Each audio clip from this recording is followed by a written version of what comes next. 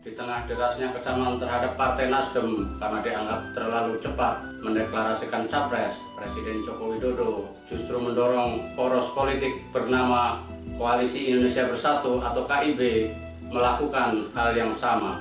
Secara terbuka, Jokowi meminta para ketua umum partai politik yang bergabung dalam KIB, yakni Ketua Umum Partai Golkar Airlangga Hartarto, Ketua Umum PAN Zulkifli Hasan, dan PJ Ketua Umum P3 Muhammad Mardiono segera menentukan capres pilihannya. Jokowi bahkan sempat menyindir agar mereka tidak hanya rangkul-rangkulan terus. Hal itu dikatakan Jokowi ketika menghadiri HUT Partai Golkar di G-Expo Kemayoran Jakarta semalam. Bahkan Jokowi meyakini penentuan capres KIB tidak akan lama lagi. Namun demikian, Jokowi yakin Golkar akan lebih cermat, teliti, dan hati-hati, serta tidak sembrono dalam menentukan capres. Menariknya, sebelum menghadiri acara Golkar, Presiden Jokowi menerima Anies Rashid Baswedan di Istana Merdeka. Menurut Jokowi, kedatangan Anies untuk berpamitan karena masa jabatannya sebagai Gubernur DKI Jakarta telah selesai sejak 16 Oktober 2022 lalu. Peristiwa lain yang dapat dihubungkan dengan dua peristiwa di atas adalah pernyataan terbuka Gubernur Jawa Tengah Ganjar Pranowo yang mengatakan siap dicapreskan meski dengan embel-embel oleh PDIP. Ada yang menyebut pernyataan Ganjar merupakan kode yang sedang dipersiapkan oleh PDIP untuk segera membentuk koalisi. Dalam politik, tidak ada yang pasti kecuali ketidakpastian itu sendiri. Tetapi publik dapat menilai apa yang sedang terjadi dari gestur dan pernyataan-pernyataan tokoh-tokoh yang terkait, baik langsung maupun tidak langsung, dengan dinamika dan realitas politik saat ini. Pernyataan Ganjar, kedatangan Anies ke istana, dan keinginan Jokowi agar KIB segera mendeklarasikan capres adalah realitas politik yang saling bertemali. Sebab pernyataan Ganjar dan kesediaan Jokowi menerima Anies di istana langsung menepis gorengan tiga isu terpanas. Pertama, kita menafsirkan pertemuan Jokowi dengan Anies tidak sekedar acara pamitan. Di samping bukan tradisi, karena sebelumnya tidak ada keharusan gubernur pamit kepada presiden usai purna tugas, saat ini Anies telah dideklarasikan sebagai capres oleh Partai Nasdem 3 Oktober lalu. Sebagai mantan juru bicaranya sekaligus mantan anggota kabinetnya, selama ini hubungan Jokowi dengan Anies baik-baik saja. Bahwa ada beberapa perbedaan terkait kebijakan di Jakarta tidak dapat dijadikan pembenar adanya friksi, apalagi menempatkan Anies sebagai oposisi. Hal itu jelas terlalu naif. Gubernur, sekalipun dalam kapasitas sebagai pembantu presiden di daerah, memiliki kewenangan dan diskresi sepanjang tidak berbenturan dengan kebijakan strategis nasional. Perbedaan dalam pelaksanaan di lapangan tidak dapat dimaknai sebagai, dalam tanda petik, pembangkangan, karena kepala daerah juga dipilih langsung oleh rakyat. Oleh karenanya, kepala daerah bukan hanya sebagai perpanjangan tangan pemerintah pusat, namun juga memiliki tanggung jawab untuk menunaikan mandat yang diberikan rakyat sesuai janji politiknya. Pertemuan Jokowi dengan Anies menepis framing miring yang dibangun beberapa pihak, termasuk PDIP.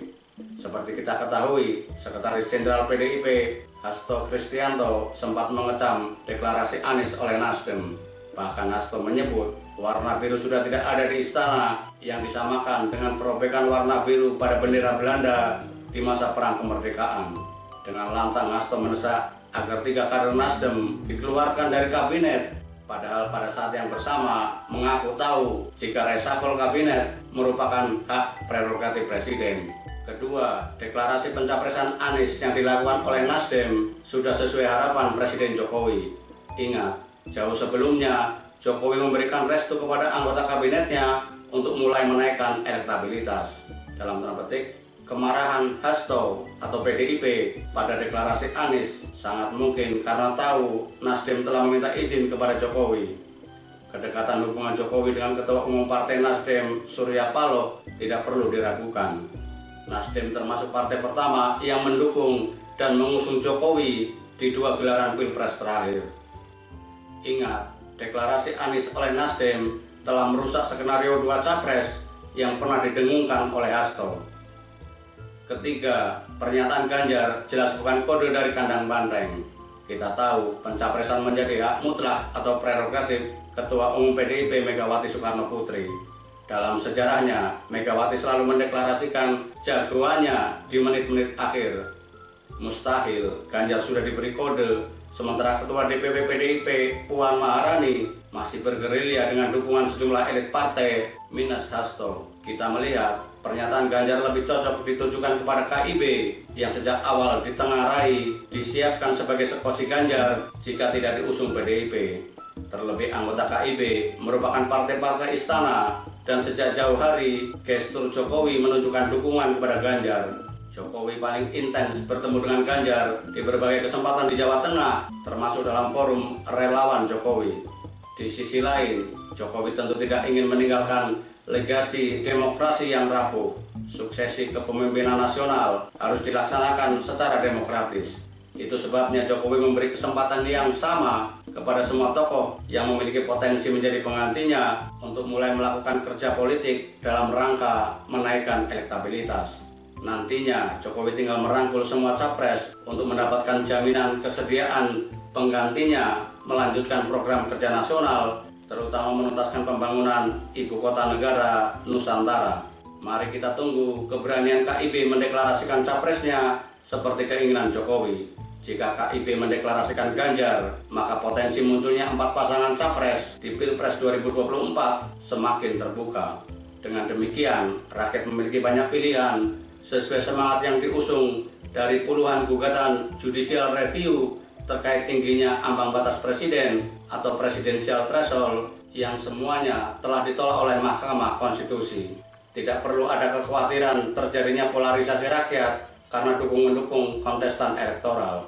Masyarakat kita sudah sangat dewasa, bahkan dalam lingkup terkecil, yakni pemilihan kepala desa, tidak ada gesekan berkepanjangan akibat beda pilihan. Gesekan yang terjadi usai gelaran Pilpres terakhir bukan karena rakyat yang tidak bisa berpolitik, bukan karena belum bisa menerima kekalahan jagoannya, tetapi karena kampanye pembelahan yang sengaja dilakukan segelintir elit politik demi meraih kemenangan. Jargon-jargon agitatif seperti sebelum tahun 1965 melabeli lawan politik sebagai musuh negara adalah contohnya. Mari berpolitik secara sehat. Beda pilihan, beda pendapat bukan alas pembenar untuk mencaci.